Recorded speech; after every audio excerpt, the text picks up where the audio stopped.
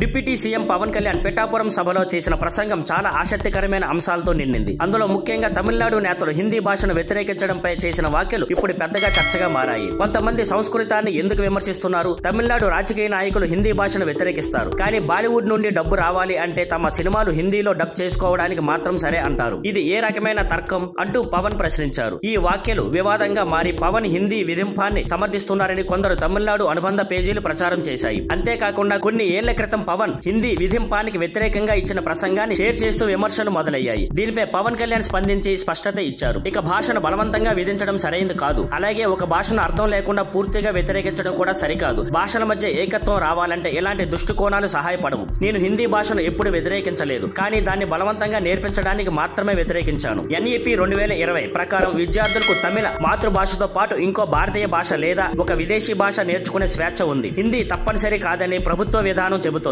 కానీ కొందరు తప్పుదోవ పట్టించే ప్రయత్నం చేస్తున్నారు అని పవన్ కళ్యాణ్ ట్వీట్ చేశారు. ఇలా హిందీ భాషపై వచ్చిన వివాదానికి పవన్ ఒక క్లారిటీ ఇచ్చేశారు. Thank you for watching. Please like, share and subscribe.